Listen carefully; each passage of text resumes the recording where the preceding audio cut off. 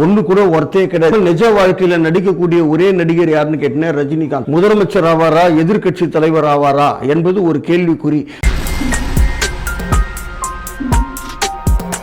Cinema துறை தமிழக வரலாற்றில் தியாகராய பாகவதர், புரட்சி தலைவர் எம்ஜிஆர், ரஜினிகாந்த், இப்ப தளபதி விஜய், இவங்க 4 பேரும் ஒரு முடிசூடா மன்னனாக வலம் வந்துட்டு இருந்தாங்க.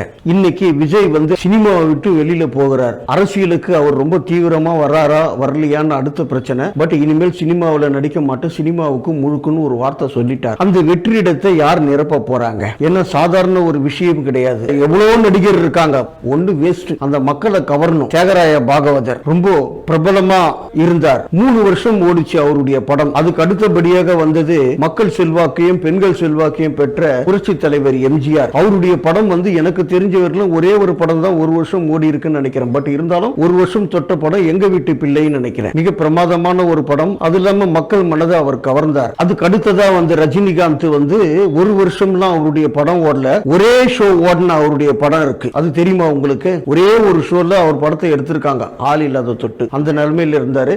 பட் இருந்தாலும் மிகப்பெரிய உயரத்தை அவர் தொட்டு.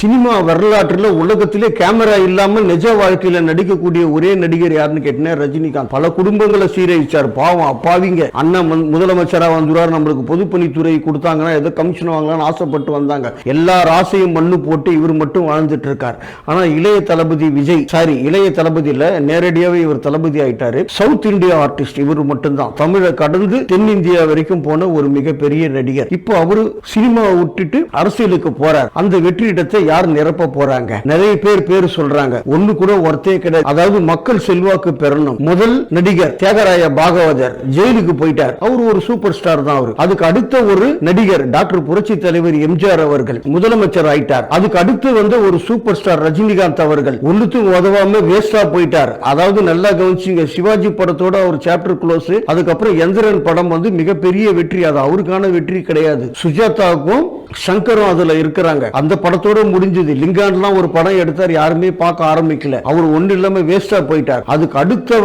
விஜய் அவர்கள் முதலமைச்சர் ஆவாரா என்ற நிலைமை நல்லா கவனிச்சுங்க. முதல் நடிகர் ஜெயிலுக்கு போனவர் தியாகராய பாகவதர். அதுக்கு அடுத்து நடிகர் முதலமைச்சர் ஆனார். அதுக்கு அடுத்த நடிகர் வீணா போயிட்டார் ரஜினிகாந்த். அதுக்கு அடுத்த நடிகர் முதலமைச்சர் ஆவாரா, எதிர்கட்சி தலைவர் ஆவாரா என்பது ஒரு கேள்விக்குறி.